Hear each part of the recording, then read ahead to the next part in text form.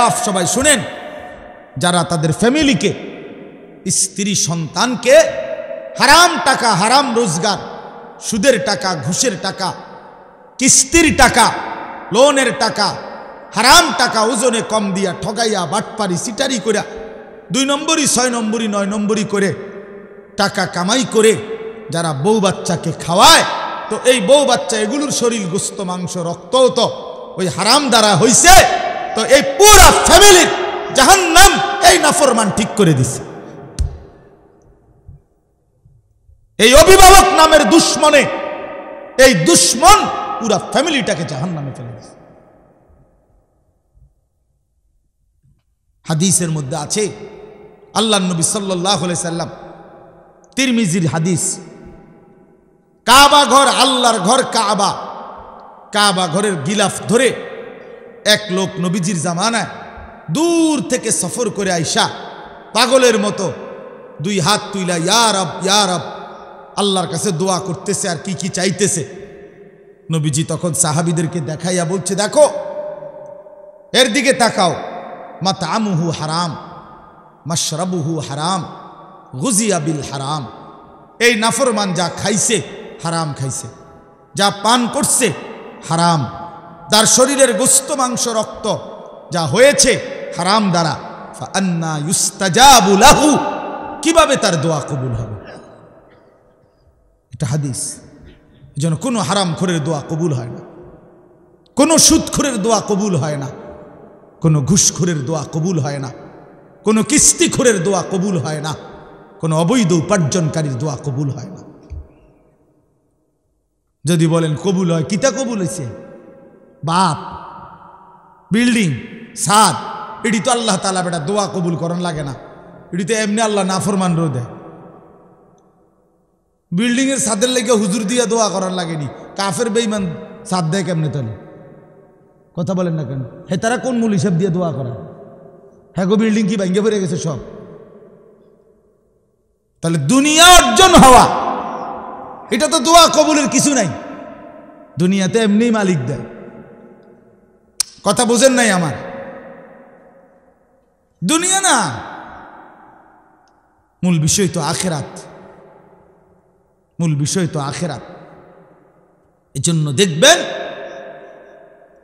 আল্লাহ রাসূল সাল্লাল্লাহু আলাইহি ওয়াসাল্লাম স্পষ্ট বলছেন, ফাআন্না ইউস্তাজাবু লাহু, নাফরমান হারামখোর তার দোয়া কিভাবে কবুল হবে? রাসূলুল্লাহ সাল্লাল্লাহু আলাইহি ওয়াসাল্লাম বলেন, মানিশতারা শাইআন বিআশারাতি দারাহিম, 10টি টাকা দিয়ে, 10টি দিরহাম দিয়ে কেউ যদি একটি জিনিস কিনছে, এই কাগজটা কিনলাম আমি 10 টাকা দিয়ে, আল্লাহর নবী সাল্লাল্লাহু আলাইহি সাল্লাম বলেন, ওয়াফিহি দিরহামুম মিন হারাম, এর মধ্যে 1টি টাকা হারাম, 9 টাকা হালাল। খোদার কসম নবী বলছে, ওই জিনিসটি যতদিন তার কাছে থাকবে ততদিন এই নাফরমানের ফরজ কিংবা নফল কোনো বন্দিগি আল্লাহ কবুল করবে না। এই খামখেয়ালি কথা না, খামখেয়ালি কথা। কাল মিডা মিডা ওয়াজ শুনলে হইতো না, কেবল মিডা মিডা ওয়াজ শুনলে হইতো না।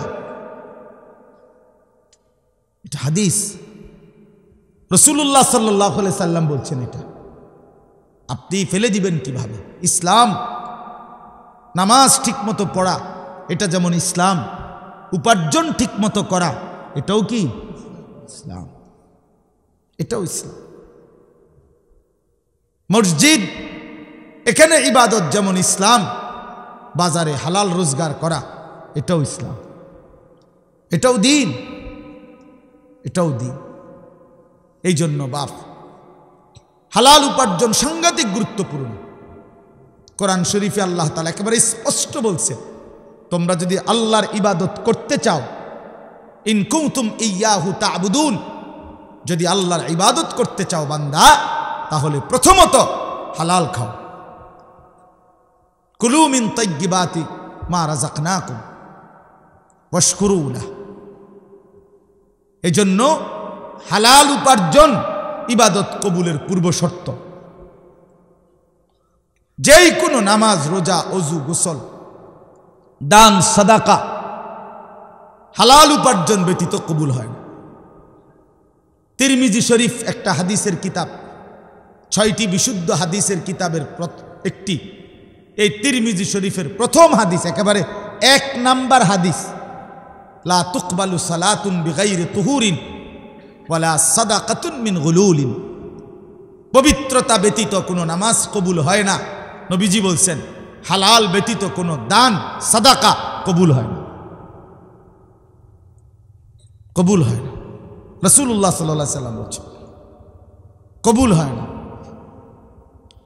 আপনি যদি বলেন তাহলে আর দিতাম না, দিয়েন না, আপনার মতো বেডইত না দিলে ইসলাম কাইতিত না, আপনি দিয়েন না, বহুত জনে দেয় না। তা এই কারণে ইসলাম আটকায়া যায় না। কারো একক কোনো ব্যক্তির কাছে ইসলাম ঠেকা না, ঠেকা কথা বলেন না। 1450 বছর পর্যন্ত ইসলাম এই পর্যন্ত পৌঁছেছে কোনো একক ব্যক্তির মাধ্যমে, তাইলে এই জন্য হালাল জরুরি বিষয় বাপ, ইসলামের গুরুত্বপূর্ণ বিষয়। মুআমালাত, লেনদেন, লেনদেন অত্যন্ত গুরুত্বপূর্ণ বিষয়। আল্লাহ তাআলা গুরুত্ব দিছেন, নবী সাল্লাল্লাহু আলাইহি ওয়াসাল্লাম গুরুত্ব দিছেন। কোরআন শরীফের আয়াত সূরা আর রহমানের মধ্যে আছে শুরুতেই, ওয়া আকিমুল ওয়াজনা বিল কিসত ওয়ালা তুখসিরুল মিজান। আল্লাহ তাআলা বলেন সততার সাথে, ইনসাফের সাথে ওজন পূর্ণ করো। ওয়ালা তুখসিরুল মিজান, কোনোভাবেই ওজন কমাইও না, ওজন কমাই না। কোরআন শরীফে আল্লাহ বলছে ওয়া আউফুল কাইলা, তোমরা কাইল ওজন পূর্ণ করো। হ্যাঁ, ওয়া নাদাউ মাওয়াজিনাল কিসত লিয়াউমিল কিয়ামা। আল্লাহ বলেন ইনসাফের পাল্লা আমি হাসরের ময়দানে স্থাপন করব, এক বিন্দু জুলুম হবে না। হিসাব করে মাইপা ওজন করে তোমারে জান্নাত বা জাহান্নামে পাঠাবো। এই যেটারে আমরা মিজানের পাল্লা বলি না, ফামান সাকুলাত মাওয়াজিনুহু, ওজন হবে হাসরের ময়দানও ওজনের পাল্লা স্থাপন হবে। এই জন্য আপনাদের কাছে যদি এটা কষ্ট লাগে, হালাল রোজগার গুরুত্বপূর্ণ। সুদের টাকা দিয়া ছেলেটারে কোন বিবেকে বিদেশ পাঠাইলেন? কেন নিজের আখিরাত বরবাদ করে দিলেন? কেন বরবাদ করে দিলেন? কিস্তির টাকা দিয়ে ঘরের ফার্নিচার কেন কিনলেন?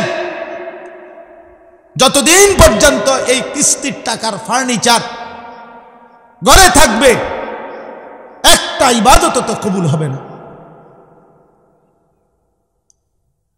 আপনি আখিরাতে গেলে না দেখবেন জিরো, জিরো। কেন হারাম রোজগার করবেন? কেন কাস্টমারকে ঠকাবেন?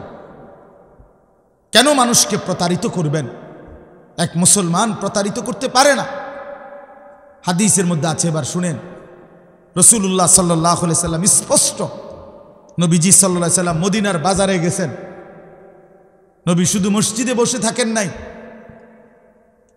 একেবারে স্পষ্ট আছে হাদিসে, আল্লাহ নবী সাল্লাল্লাহু আলাইহি সাল্লাম মদিনার বাজারে গেছেন, গিয়া গমের দোকানদার গম বেচে, গম স্তূপ দিয়ে রাখছে, শুকনা গম। আল্লাহ নবী ভিতরে হাত ঢুকাই দিলেন, কসম আল্লাহ, নবীজি নিজে ভিতর থেকে গম যখন টান দিয়া বের করছেন, দেখেন যে ভিতরের গমগুলো ভিজা সব, অথচ উপরের গুলো কি শুকনো। তার মানে উপরের এই শুকনা গম দেখাইয়া ভিজা ডিও শুকনার দামে বেচা লাগবে। আল্লাহর কসম, নবী সাল্লাল্লাহু আলাইহি সাল্লাম তৎক্ষণাৎ বলছেন, মান গাশশানা ফালাইসা মিন্না, যে ধোঁকা দেয় সে আমি রাসূলের উম্মত নয়, সে আমাদের কেউ নয়, আমি তারে চিনি না। তো নবী যখন বলে আমার কেউ নয় এই প্রতারক, এই বাটপার, তাহলে সুপারিশ তোমার আব্বানি করবে। তখন হাউজে কাউসারের পানি আপনার কোন বাফে দিবে? তখন কে দিবে বলেন?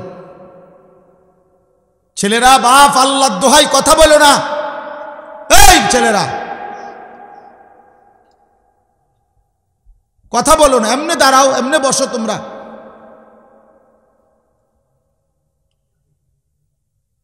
লজ্জাহীন মানুষ। তো এই জন্য বললাম আজকে আমার এটা মূল একটা কথা। এক নাম্বার হলো এই সূরার ওয়াইলুল লিল মুতাফফিফিন, ওজনে কম দাও। এবার শুনেন শেষ এই ব্যাপারে শেষ কথাটা। কোরআন শরীফে একটি জাতির কথা আছে, হযরত শুআয়ব আলাইহিস সালাম। এই শুআয়ব আলাইহিস সালাম একজন নবী ছিলেন, মুসা আলাইহিস সালামের শ্বশুর।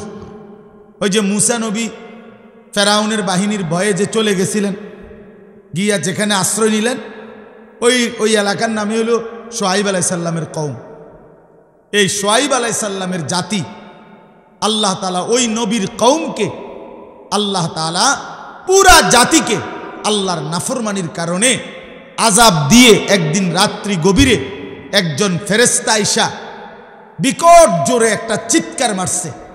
একটি চিৎকারে পুরা জাতি উপুর হইয়া পইরা, কোলের বাচ্চা, দুধের বাচ্চা, পেটের বাচ্চা, জোয়ান, বুড়া, নারী, পুরুষ সব মরে গেছে, সব। ফাসবাহু ফি দারিহিম জাসিমিন, কোরআন শরীফে আছে। এই জাতি আল্লাহ তাআলা কেন ধ্বংস করছেন? শুআয়ব আলাইহিস সালামের কওমকে কোরআন শরীফে স্পষ্ট আছে, তাদের মূল অপরাধ ছিল তারা ওজনে কম দিত। খোদার কসম, এটা কোরআনের আয়াত। ওরা ওজনে কম দিত। এই ওজনে কম দেওয়া যখন ব্যাপক হইছে, এই বদভ্যাস যখন কোনোভাবে ছাড়ে না, কোরআনে আছে শুআয়ব আলাইহিস সালাম দুয়ারে দুয়ারে হাইটা হাইটা প্রত্যেকের কাছে হাজারবার, লক্ষবার বলছে, হে আমার জাতি, লা তানকুসুল মিকিয়াল, ওজনে কম দিও না, তোমরা বিপদে পড়বা। ইন্নী আখাফু আলাইকুম আযাবা ইয়াউমিন আযীম, আমি তোমাদের উপরে বড় ভয়ানক আযাবের ভয় পাচ্ছি, তোমরা ওজনে কম দিও না। কিন্তু নাফরমান কওম কোনোভাবেই পাত্তা দেয় না, শুনে নাই। ফলে একদিন সত্যি সত্যি আল্লাহ তাআলা চূড়ান্ত আযাব দিয়ে পুরা বাচ্চা, পুরা কওম শেষ করে দিয়েছে। এজন্য হারামখোর টেকে না, কোনো হারামখোর কোনো টেকে না, কোনো সুদখোর, কোনো হারামখোর, কোনো অবৈধ উপার্জনকারী পৃথিবীতে 2 পুরুষ, 3 পুরুষ, 4 পুরুষ দীর্ঘদিন যাবৎ টিকে না। একদিন আপনার এই বিত্তশালী হারাম একদিন নিশ্চিহ্ন হইয়া 50 বছর, 40 বছর, 70 বছর, একটা প্রজন্ম, হয় নাতি নয়তো নাতির ঘরের পরের জন, একজন না একজন আইসা ফকির হয়ে যায়। পৃথিবীতে এর ইতিহাসই অগণিত। ইমানদারের ঘর টিকে থাকে, দুর্বল হলেও টিকে থাকে। নেককারের ঘর প্রজন্মের পর প্রজন্ম টিকে থাকে। হ্যাঁ, সুদখোরের বাড়ি 30 বছরের ব্যবধানে কুত্তা ঘুমায়, আমি দেখছি, আমার নিজ চোখে দেখছি। সেই বাড়িতে কুত্তা ঘুমায়, আর কোনো মানুষ নেই। হারামখোর। এজন্য কোনো হারামখোর তার ফ্যামিলি, আগামী জেনারেশন হয় 40 বছর, 70 বছর, 50 বছর, 100 বছরের ব্যবধানে নিশ্চিহ্ন হয়ে যায়।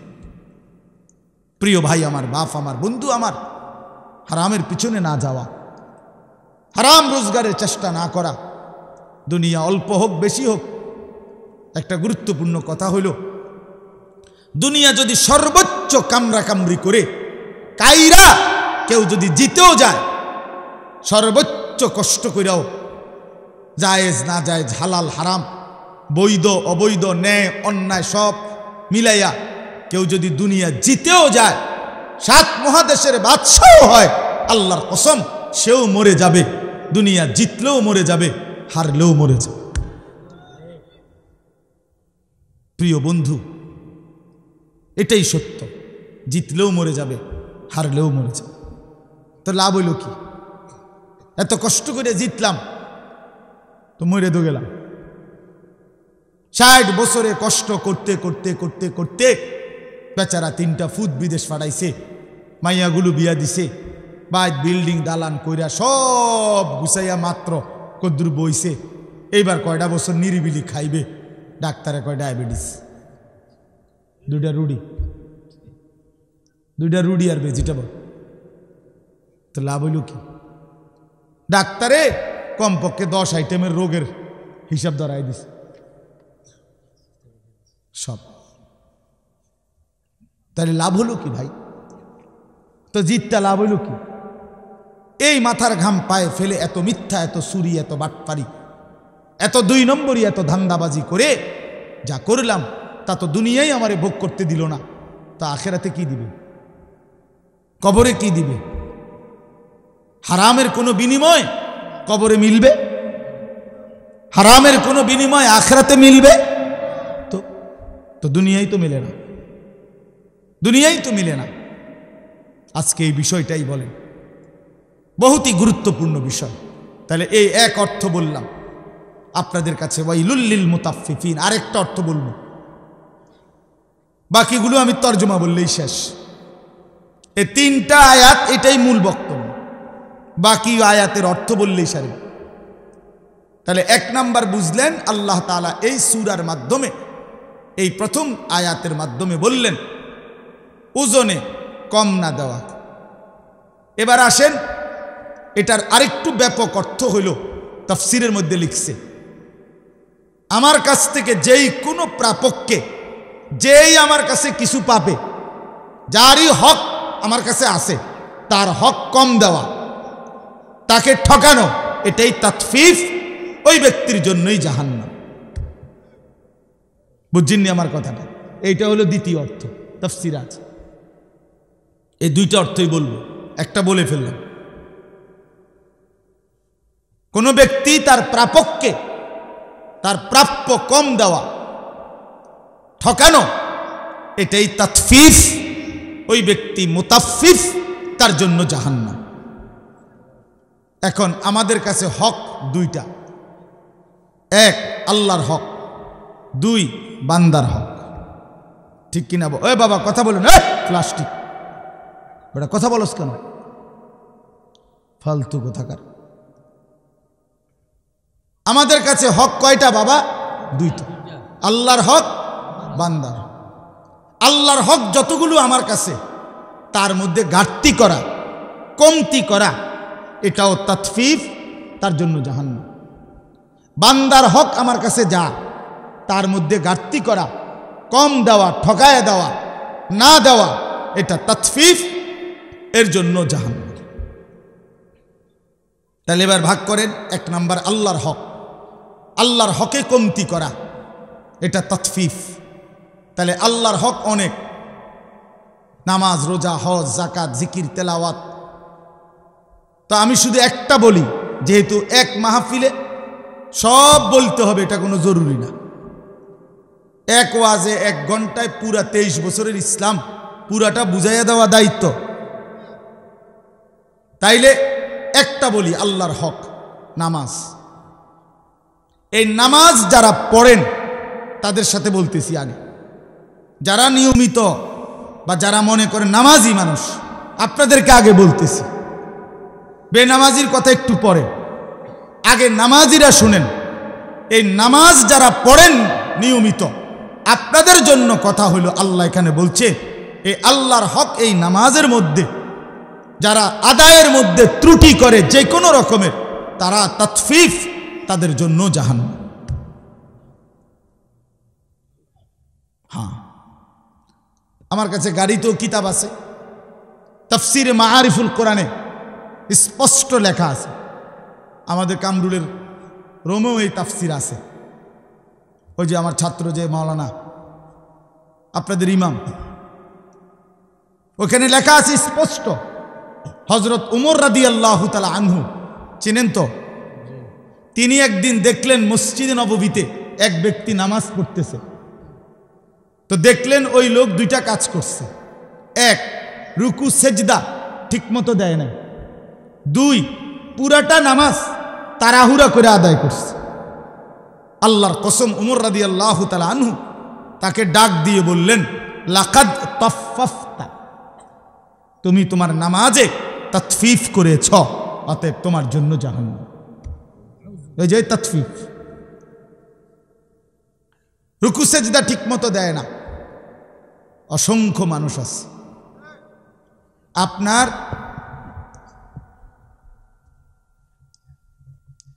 এইভাবে রুকু দিয়ে মাথাটা একটু উড়াইয়ে আবার যায়, এরপরে সেজদা দিয়া মাথাটা একটু উড়াইয়া আরেকটা দিয়া। এমন মানুষ আছে না? একদম টাঙ্গাইয়া ফিরুন দরকার, টাঙ্গাইয়া, তাইলে ঠিক হয়ে গেল। যে বান্দরামি সব জায়গায়, হ্যাঁ, জিজ্ঞাসা করে দেখবেন এনে আইলে আপনার উনার শরীরে আর বল নাই, সাদওয়ানে উনারে তিনজনে থামাই তারা না, ডাকাইতে এভাবে কুদ্দা উড়ে, লাফাইয়া উড়ে। হেইতে বেড়ারে যদি আল্লাহ দোয়াই কাকু আপনি কুদ্দু থামেন, আরে রাখ বেড়া ঠাক উড়ে এলাম বেড়ায়, হ্যাঁ তো উড়ে এলে বিশেষ নামাজ কমায় কেন? নামাজ এভাবে পড়বেন কেন? এটা কি ঠোকর মারলেন? তামাশা করেন আল্লাহর সাথে, হ্যাঁ, আল্লাহর সাথে এসে তামাশা করেন। মালিককে সাধারণ মনে করছেন নাকি? যে সব দেয় তার এটা কি দিলেন? কি নামাজ দিলেন? এটা আমি নিজে কিতাবে পড়ছি, আল ওয়াবিলুস সাইয়্যিব কিতাবে আছে। আমার শায়েখ আল্লামা মুফতি মুশতাকুর নবী কাসিমি হুজুরের সবচেয়ে প্রিয় কিতাব আল ওয়াবিলুস সাইয়্যিব। এই কিতাবের মধ্যে আছে ইমাম ইবনুল কাইয়িম রাহমাতুল্লাহ বলছে, হে আল্লাহর বান্দা, দুনিয়ার কোনো বন্ধু যদি কোনো বন্ধুকে একটি মরা মুরগি হাদিয়া দেয় সুন্দর ট্রেতে করে, বন্ধু কি তাতে খুশি হবে? তিনি বলেন, তাহলে হে আল্লাহর বান্দা, সুন্দর করে রুকু দিলা না, সেজদা দিলা না, তসবিহগুলো ঠিকমতো আদায় করলা না, দোয়াগুলো ঠিকমতো আদায় করলা না, এইরকম একটা মরা মুর্দা নামাজ তোমার মহান আল্লাহ পাককে কেমনে দিলা? কেমনে দিলা?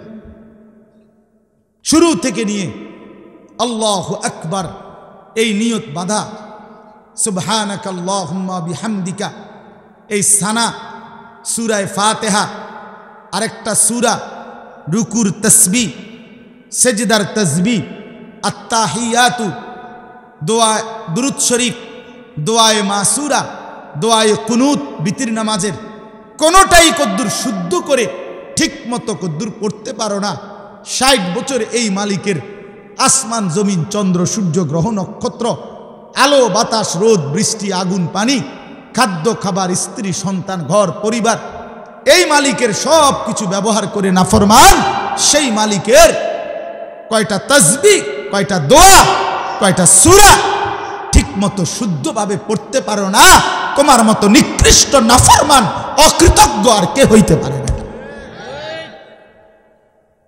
অকৃতজ্ঞ বেটা, হ্যাঁ। স্কুলে পড়লে, কলেজে পড়লে, ইউনিভার্সিটিতে পড়লে, অথবা ছোটবেলায় পড়ালেখা না করলে আপনি আর কোরআন শরীফ অশুদ্ধ পড়লেও চলবে, সূরা কেরাত অশুদ্ধ হলেও চলবে, এই ফয়সালা আপনাকে কে দিছে বলেন মিয়া? আপনাদের অসংখ্য জেনারেল শিক্ষিত মানুষ এবং সাধারণ শ্রেণী মানুষের এটা ধারণা বেটা, এরা বিশ্বাস করে এই কথা, এরা মনে করে হুজুরদেরটা শুদ্ধ হইতে হইব, তাগোটা কি শুদ্ধ হন লাগবে না। হ্যাঁ, আমরা যেহেতু হুজুর না, আমরা ঠিক কোনো রকম জোড়া তালি দিয়ে হইলে হইব। আর আমগুড়ি কি হইতে হইব? এটা তো এটা বেইনসাফি না কথা বলে, এটা তাহলে এটা তো ৫ই আগস্টের পরে চলার কথা না, এটা তো বৈষম্য, এটা বৈষম্য না। আমি বেহেস্তে যাইতে হইলে পুরা সূরা কেরাত শুদ্ধ করে যাইতে হইব, আমনে বেহেস্তে যাইতে পারবেন সূরা কেরাত অশুদ্ধ লইয়া, এটা কি ইনসাফ হইল নি? এটা বৈষম্য কিনা? তো বৈষম্য যদি বাংলাদেশে না চলে তো জান্নাতে কেমনে চলবে? এটা কি রে ভাই, আপনার বেহেস্তে তো সোজা হইয়া গেল, আপনি বিড়ি খাইতে খাইতে বেহেস্তে যাবেন গা? ওমা কিতা কি কাকা, আপনি দাড়ি কাটতে কাটতে বেহেস্তে যাবেন গা? আপনি ২ নম্বরই করতে করতে বেহেস্তে যাবেন গা? আপনি ওজনে কম দিতে দিতে বেহেস্তে যাইবেন গা? আপনার ঘরে টেলিভিশন চলতে চলতে আপনি বেহেস্তে চলে যাবেন? আপনার বেড়ি বেফর্দা হইতে হইও আপনি বেহেস্তে যাইবেন গা? আর আমার বেলায় সব ১০০ বুঝাই দিতে হবে, ঘটনা কি? ইসলামে এই দুই রকম সিদ্ধান্ত কে দিল? কোরআন শরীফ যদি শুদ্ধ করতে হয় তো ইমানদার মাত্র প্রত্যেককেই শুদ্ধ করতে হবে। আপনি কই পড়ছিলেন আমার দেখার বিষয়। সাবধান মুসলমান, বছরের পর বছর আমি কমপক্ষে আপনাদেরকে বলে গেছি, আমি আল্লাহরে বলবো, একদিন দুই দিন না, এই হায়াতের 21 বছর আপনাদের কাছে বলছি। আজকে একদিন ওয়াজ না, আপনাদের কাছে কমপক্ষে 21 বছর আসছি। আমি মালিকের কাছে বলবো, মালিক আমি এই মানুষগুলোর কাছে 21 বছর বলছি,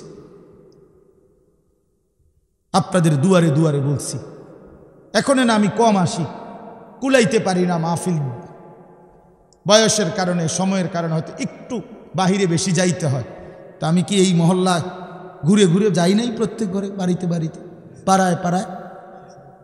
এই চিল্লাই এত আজীবন বলে গেলাম, কেন পাত্তা দেন না?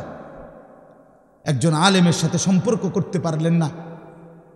একজন ইমাম আছে, আপনার মাদ্রাসা আছে, হুজুর আছে, নুরানির শিক্ষক আছে, হেফজখানার উস্তাদ আছে, এতটা মাসুম বাচ্চা যদি আল্লাহর কোরআন কলিজা ছেঁড়া কণ্ঠে বাচ্চা ছেলেটা আল্লাহর কোরআন পড়ছে, হায় বদনসিব তোমরা যারা আল্লাহর কোরআন পড়তে পারো না। উচিত যে চোখের সামনে এতটা মাসুম বাচ্চা, এক অসহায় সন্তান, সে যদি আল্লাহর কোরআনের হাফেজ হইতে পারে, আপনি দুর্ভাগা আল্লাহর কোরআনের 10টা সূরাও শুদ্ধ করতে পারেন না, কিত্তেন বাত খান মিয়া, শরম লাগে না মিয়া? লজ্জা থাকা উচিত মিয়া, লজ্জা থাকা উচিত। 10টা সূরা ঠিক করতে পারলেন না, জিন্দিগি বাত কতটি খাইলেন, ঘুম যাইলেন? বলেন কয়দিন চেষ্টা করছেন? একজন বলেন না হুজুর আমি 6 মাস চেষ্টা করছি, আমি পারি না। 1 বছর চেষ্টা করছি, আমি পারি না। বলেন বলেন তো, আপনি তো চেষ্টাই করেন, আমি এটার কিছু মনেই করে না, এটারে কোনো বিষয়ই মনে করে না। দাদা কইছে বানতাম দান, বানতে আসি ও দাদান, এটা আমাদের দেশে কয়। দাদা বলছে ওই ঢেকির মধ্যে ধান বান্যাইতে, হেতে ও দাদান, এটা ডেহির মধ্যে ইয়া করতে আছে। ও দাদান মানে ভিজা দান, শুকাইছে না। এখন যতই ডারে কি করে, ডেকির মধ্যে ইয়া করে, মাগার সাইল তো বাইর হয় না, সাইল বাইর হয় না, এটা সেফট হইয়া যায়। মনে কইছে ভালো কথা, সাইল বাইর হয় না কা, কারণ ধান যে কি ভিজা, ভিজা ধানের চাউল আলাদা হয় না, শুকাইতে হয়, শুকাইতে হয়। আহা মুসলমান, আফসোসের বিষয়, লজ্জা পাইয়েন না, এগিয়ে আসেন। শরম করে বা 900 করে পাশ কাটলে হয় না, পাশ কাটলে হবে না। বুঝছি না, খেয়াল করছি না, কইছে তো বালাই, বলে তো আমরার লাগিয়াই। বুঝি রে বুঝি, কয় তো ঠিকই কয়, পারি না। বাট ফার কথাকার, বিড়ি খাইতে পারেন? হ্যাঁ, বিড়ি খাবার বেলায় তো মাশাআল্লাহ এক্সপার্ট, গপ মারণের বেলায় আছেন, চা দোয়ানের আড্ডা দেওয়ার সময় আছেন, 14 গোষ্ঠীর বদনাম করবার বেলায় আছেন। কথা নাই, হাওলাত লয় মানুষের তে। ওই যে কালকে কিতা জানি তুমি একটা কথা কইতে লাগছিলা, কাইলে কথাটা শেষ করতে পারছো না, দেও না এটা উড়াইয়া, বুঝেন না কথা? এই দিলওয়ারি হাওলাত লইছে কথা, কালকার কথা, বয়স গত সোমবারের কথা, কিতা জানি তুমি একটা কথা উড়াইছিলা, কথাটা তো কি করছো না, শেষ করতে পারছো না, আজ যে গুদুর উড়াও, আজ এ দিলওয়ারি উড়াইয়া এই শুরু হইল ব্যান ব্যান ব্যান ব্যান ব্যান ব্যান। মাসি এত ব্যান ব্যান করে না, ফালতু কথা এই পরিমাণ হয়। আফসোস মিয়া, আফসোস বাবা। আমি আমার জাতিকে বললাম, ছেলেরা বাপ তোমাদেরকে রাত গভীরে বললাম, যে জীবন সেজদা নাই, যে জীবনে আল্লাহর কোরআন নাই, বন্ধু এটা কোনো জিন্দেগি না। প্রিয় ভাই, ভাতের থালার নাম জীবন না, 1 প্লেট খিচুড়ির নাম জীবন না বন্ধু। কিছু খাওয়া আর একটু ঘুম আর একটু পেশাব পায়খানা আর একটু যৌন চাহিদা পূরণ, এটা জানোয়ারের জীবন। এতটুকু প্রয়োজন জানোয়ারেরও পূরণ হয়, কুকুর বিড়ালেরও পূরণ হয়। আমরা মানুষ, আমরা ইনসান, আমাদের আল্লাহ আছে, আমাদের আকল পূর্ণ আকল, আমরা ছাগলের আকল না, আমরা মানুষের আকল। শুধু দুনিয়া ভোগ করার নাম জীবন। এই জন্য দয়া করে এই আয়াতের আলোকে বললাম, ততফিফ, আল্লাহর ইবাদতের মধ্যে ঘাটতি করলে ততফিফ, ঘাটতি করা যাবে না। নামাজ ঠিক করেন, 10টা সূরা ঠিক করেন, আর 10টাও লাগবে না মিয়া, 5টা সূরা ঠিক করেন। 4 রাকাতের বেশি কোনো নামাজ নাই, আসেনি? মানে একসাথে 4 রাকাতের বেশি নামাজ আসেনি, তো 4 রাকাতে সূরা দরকার 4টা, আর আলহামদুলিল্লাহ সূরাটা খালাস, 5টা সূরা। সুবহানাকাল্লাহুম্মা বিহামদিকা সুবহানা রাব্বিয়াল আযীম রব্বানা লাকাল হামদ সুবহানা রাব্বিয়াল আ'লা আত-তাহিয়াতু লিল্লাহ আল্লাহুম্মা সাল্লি আলা মুহাম্মদ আল্লাহুম্মা ইন্নী যালামতু নাফসি যুলমান কাসীরা আল্লাহুম্মা ইন্না নাস্তাঈনুকা ওয়া নাস্তাগফিরুকা ওয়া নু'মিনু বিক। এই দোয়ায়ে কুনুত আর শুদ্ধ করে আল্লাহু আকবার, সামিআল্লাহু লিমান হামিদা, রব্বানা লাকাল হামদ, খালাস, জান্নাত। জান্নাতের বুঝ হয়ে গেছে। এদ্দুর কই, এবারে এদ্দুর শিখতো রাজি না, এমন শক্ত ডাকাত, পাথর ভাঙ্গে যাবে মাথার, হেবড়ার কলজা লড়ে না। বাপরে বাপ, পাষাণ ওই মানুষগুলো। এত হাজার বার, এত লক্ষবার বলার পরেও যারা এই কদ্দুর সূরা কেরা ঠিক করে নাই, এদের কলজা পাথরের কলজা। তারা বুঝছে এটাই জিন্দিগি, মানে বনবিরি। 60 বছর বয়সেও মাগার বিড়ির অভ্যাস চায় না। লজ্জা থাকা উচিত মেয়ে। কোরআন শরীফে স্পষ্ট আছে, এখানে ওলামায়ে কেরাম আছে, আপনি জিগান মিয়া। জাহান্নামীদের খাবার, আল্লাহ নিজে কোরআনে বলছে জাহান্নামীদের যে খাবার, এটার বৈশিষ্ট্য লা ইউসমিনু ওয়া লা ইউগনি মিন জু', এটা পুষ্টি হবে না, এটার দ্বারা ক্ষুধা নিবারণ হবে না। এই 2টা আইটেম জাহান্নামীদেরকে যা দেওয়া হবে খাইতে, ওইটার দ্বারা তাদের কোনো পুষ্টি হবে না, তাদের ক্ষুধাও নিবারণ হবে না। ঠিক বিড়ি সিগারেট, এটা এমন একটি জিনিস যার দ্বারা কোনো পুষ্টিও হয় না, ক্ষুধাও নিবারণ হয় না। অতএব এটা শুধুই কেবল হতে পারে জাহান্নামীদের খাবার। ইমানদারের পছন্দ আগুন হইতে পারে না। কোন মুমিন আগুনকে পছন্দ করতে পারে না বেটা, এটা তো আগুন বেটা, এটা তো প্রকাশ্য আগুন। আগুন নাকে মুখে দিয়া ধোঁয়া বাইর করে, এটা ইমানদারের পছন্দ হয় কেমন? মুমিনের পছন্দ এটা হবে কিভাবে বলেন? দুর্গন্ধ একটা মানুষের প্রিয় হয় কেমনে? বিড়ি সিগারেট দুর্গন্ধ না, না আতরের গন্ধ? তো তাইলে ফিকির করে, নিয়ত করে, লজ্জা কইরা, হিম্মত কইরা, সেত কইরা, আমার লগে জিদ কইরা ছেড়ে দেন। যা হুজুর বেটা, তুই এত বড় কথা কইলি বেটা, খাইলাম না। আমি তো চাই এরুম একটা সেত ওঠক আপনি শরীরের মধ্যে। কথা বলেন না, এটা উচিত না? বলেন এটা উচিত না? এটা লজ্জার কথা।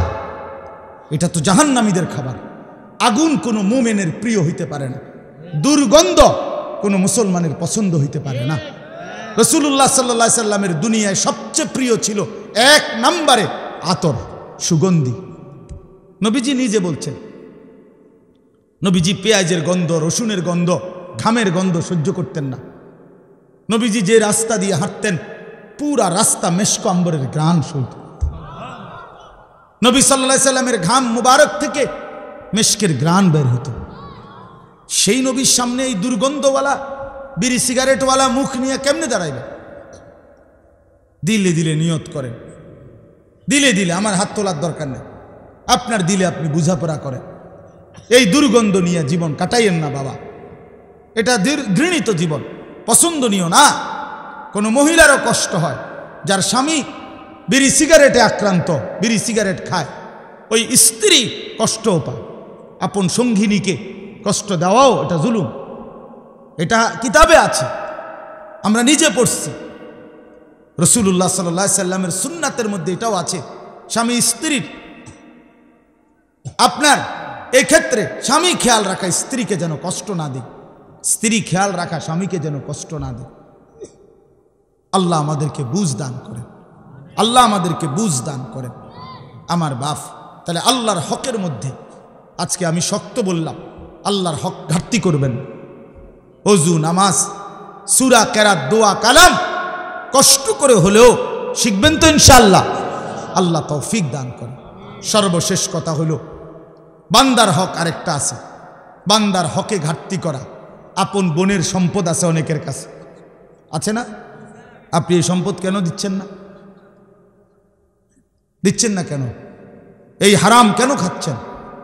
আপন ফুফুর সম্পদ, আপন ভাইয়ের সম্পদ, আপন ভাতিজার সম্পদ, আপন আত্মীয় স্বজনের সম্পদ কেন দিচ্ছেন না? এটা আপনার কাছে বান্দার হক না? কথা বলেন না কেন? তো এটা দিবেন না কেন? আপন স্ত্রীর মোহরের টাকা কেন দিচ্ছেন না? লজ্জা করে না? শরম নাই বেটা? দুনিয়ার কোনো পাওনাদাররে এতদিন আটকায় রাখতে পারবেন? তো আপন স্ত্রীর মোহরের টাকা দেবেন না কেন? কান্দে বে করে, তুমি কি নিবাগা টেহাডি? হ্যাঁ, টেহাডি নিবাগা? বে করে, বে করেন কেন? স্ত্রীর হক এটা, বেচারিটা বেচারিকে দিয়ে দেন। আগের থেকে হুজুর যদি না নে, যদি না নে, বেডি কইসাম রে, যদি না নে সালাক। আগের থেকে বলে, আগের থেকে কইলে তো বেডি কইবই। হ্যাঁ হ্যাঁ, হুজুরে কইছে দিতাম, তবে ইচ্ছা করলে তুমি নাও নিতে আরো, তো ছাড়ছে তো। আপনি তো আগের থেকে কথা বাইল করে কইছেন। নাউজুবিল্লাহ। না বাবা, বান্দার হক নষ্ট না করা।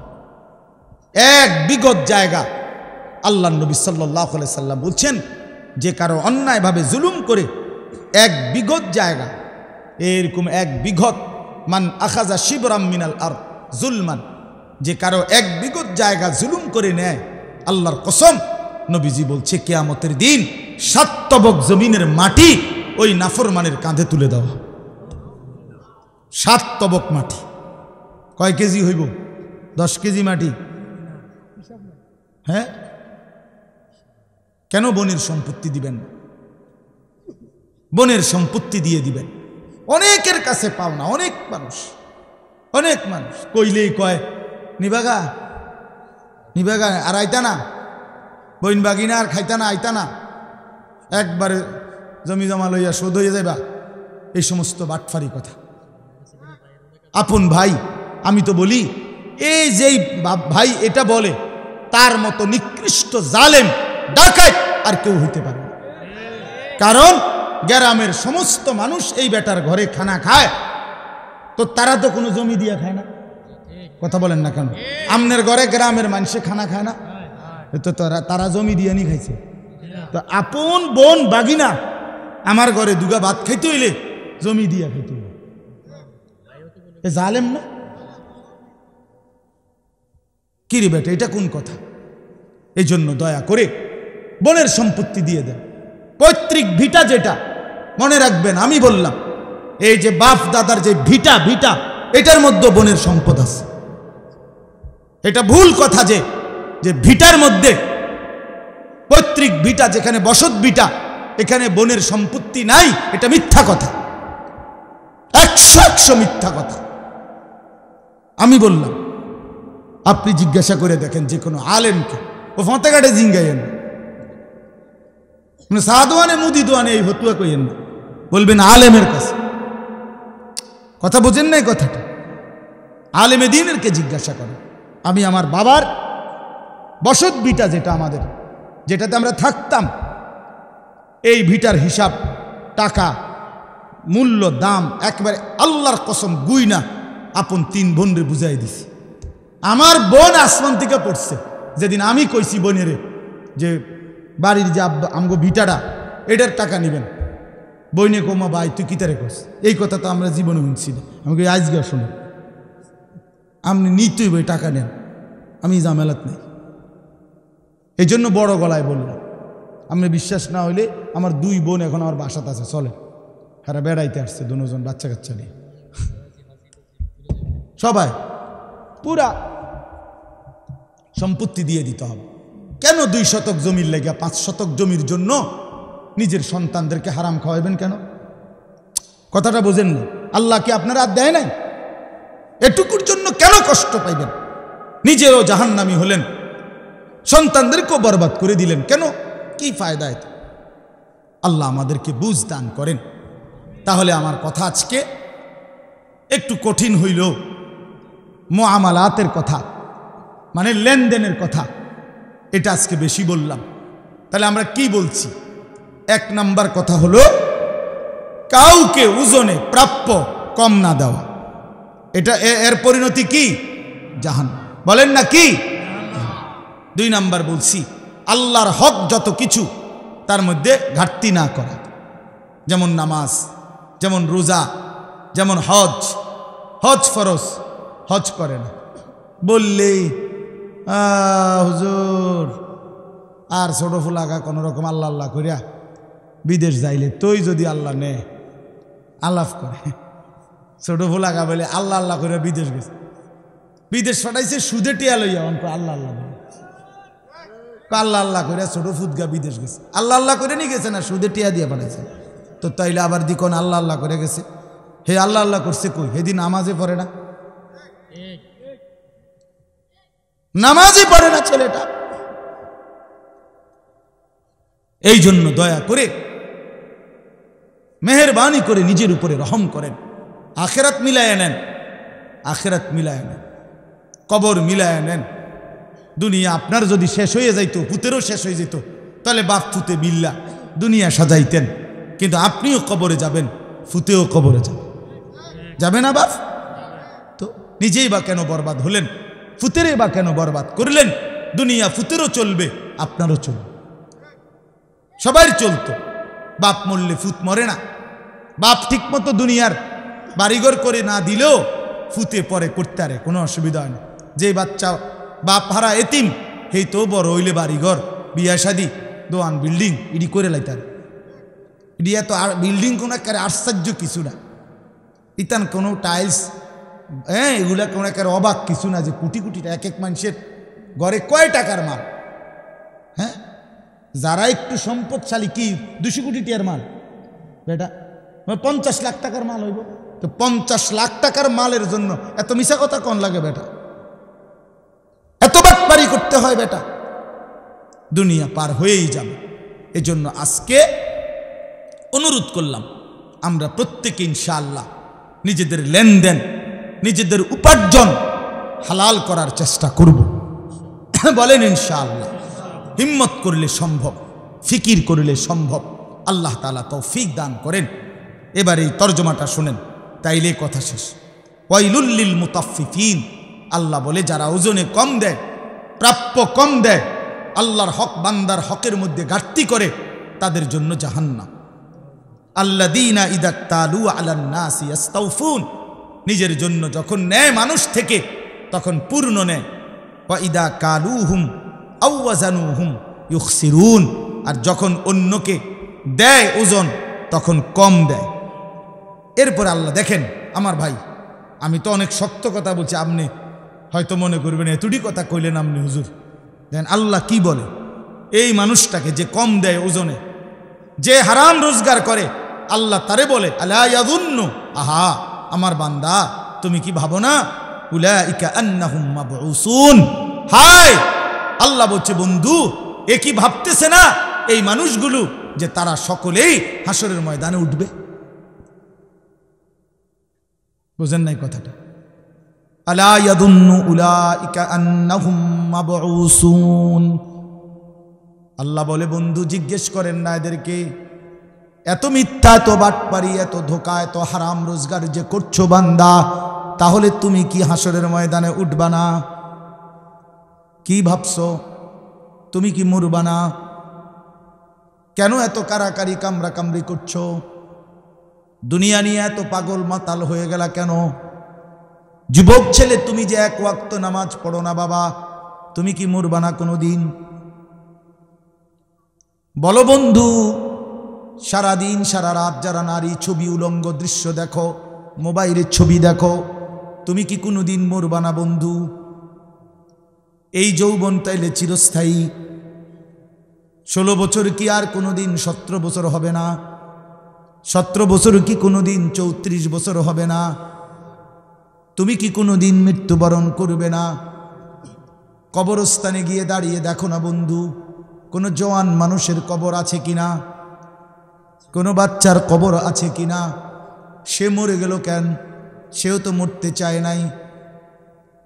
পৃথিবী তো কেউ ছাড়তে চায় না, কিন্তু পৃথিবী তো কাউকেই রাখে না। দুনিয়া তো কেউ ছাড়তে চায় না, কিন্তু খোদার কসম দুনিয়া তো কাউকেই রাখে না। একদিন না একদিন লাথি দিয়া কবরে ফেলে দেয়। এই জন্য বাপ, আলা ইয়াদুন্নু উলাইকা আন্নাহুম মাবউসুন, আল্লাহ বলে বন্ধু এরা কি ভাবতেছে না যে এদেরকে হাসরের ময়দানে উঠানো হবে?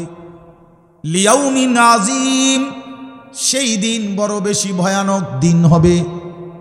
লিয়াউমিন আযীম, হাসরের মাঠ বড় ভয়ানক, বড় ভয়ানক। মামুলি কোনো দিন না, মামুলি কোনো মাঠ না। কোরআনুল কারীমের মধ্যে আল্লাহ বলছেন বন্ধু, আমি কোরআনুল কারীমের সবচেয়ে বেশি যেই আয়াতকে ভয় পাই, আমি বারবার কাইপা উঠি যেই আয়াত শুনলে। কোরআনুল কারীমে আল্লাহ বলছে ফাকাইফা তাত্তাকুনা ইন কাফারতুম ইয়াওমান ইয়াজালুল বিলদানা শিবা। আল্লাহ বলে বান্দা কেমনে আমার নাফরমানি করছো? এত নাফরমানি করে সেই দিন কেমনে বাঁচবা যেই দিনের পেরেশানি কুলের বাচ্চাকে একদিনেই বুড়া বানায়া ফেলবে। আল্লাহর কসম বাপ, এটা কোরআনের আয়াত।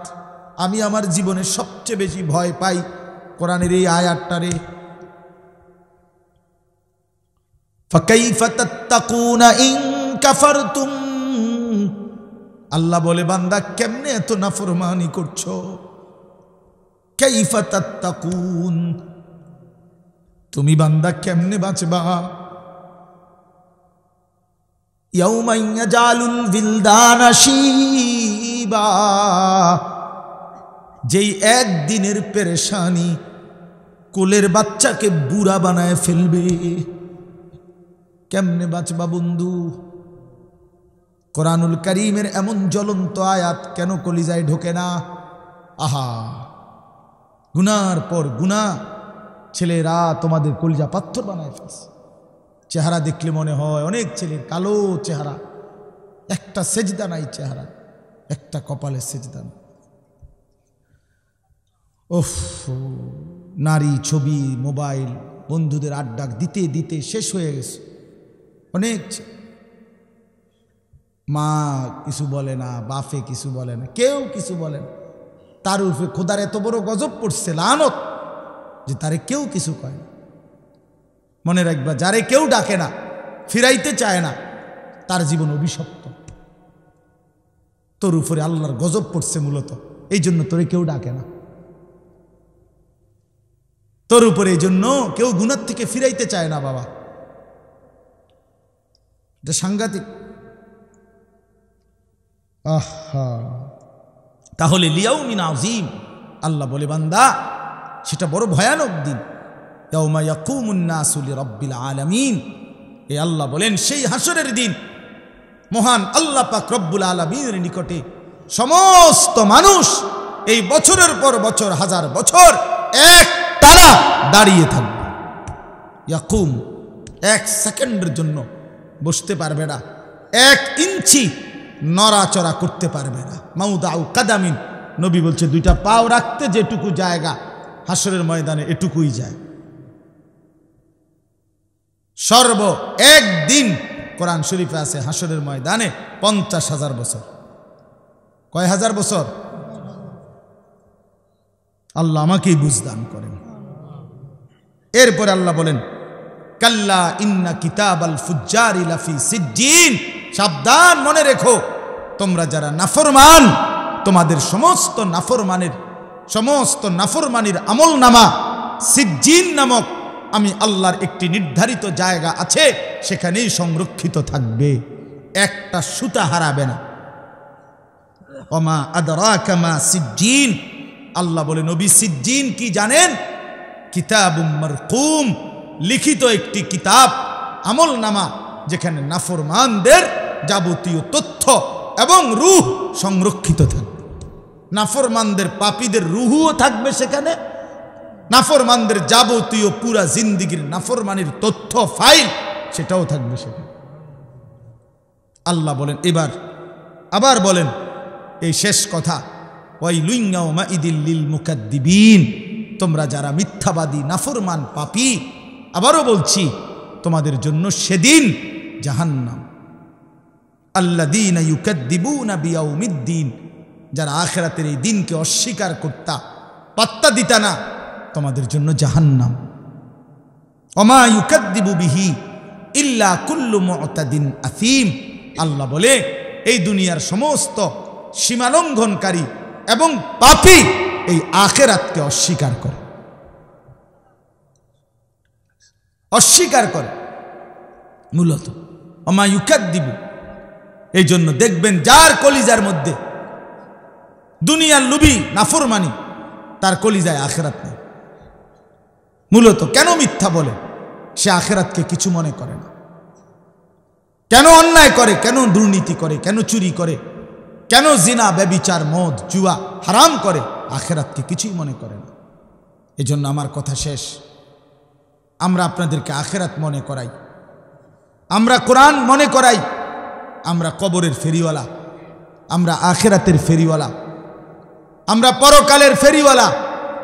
এই জন্য দিবানিশি ঘুরে ঘুরে আখিরাতের কথা মনে করাই।